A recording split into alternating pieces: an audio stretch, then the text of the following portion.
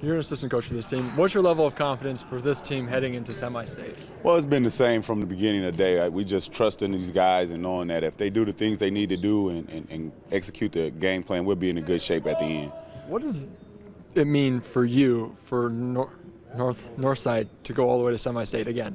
Oh, it means a lot to me. You know, it's where I played at, and my heart's always been here. So to see us to come back to this point again is just so exciting. Does it feel like deja vu to you? Yeah, it's a little different. To see my son in the 12 and to be in that situation that we were in. We just hope we have a better outcome than I did.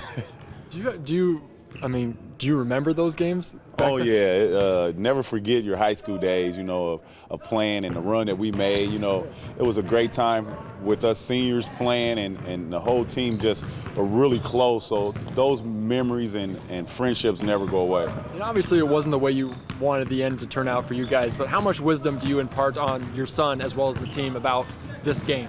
Well, we try to let them know that, once you get to this point, everybody's is just as good as you are, and if you're not prepared to play, then you'll be going home. So, to try to stay focused and really stay on task is the biggest part of this whole game. And what's it like for you and the father-son relationship, being a coach? I mean, obviously, you're his father, so you kind of watched him grow up basketball-wise, but what's it like, the father-son relationship as a coach? It's sometimes difficult because I know what he should be doing, and I've put him through a lot of stuff to get him to that place.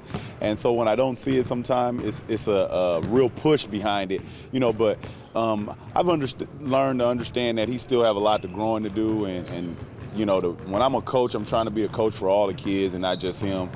So I always try to keep that in perspective. All right.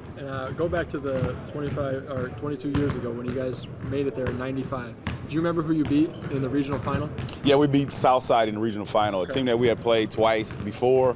We had split the two previous meetings by 1 point, so it was kind of a real hyped up game. We came out kind of really ready for them, and it was really not a game when it started. All right. And I got to show you this because we were digging through the archives a little bit, and I showed this to Keion earlier too. So I'll find it real quick. Right here. All right. So as you can see,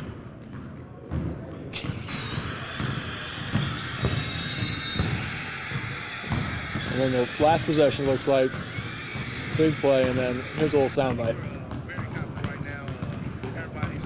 What are your memories about that? I mean, what do you see? What do you get when you see that?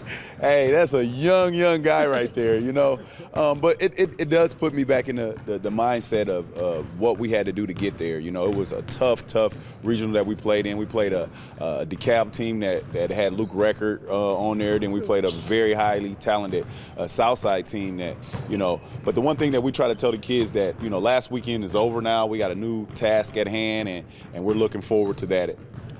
And obviously, you made two of the big plays. That was basically the end of the highlight that ran in '95. And Keion obviously made the big play in overtime. What's it about the Keion Brooks name that makes the regional final so special? Well, I think it's just happened to happen like that. I don't think it's anything with the name or anything, but one thing that we always worked on is just making basketball plays, and at that point he had the ball and he seen the basket open, so he just went and made a simple basketball play. It's probably the easiest bucket he had all year long. All right, I appreciate it, man. That was good.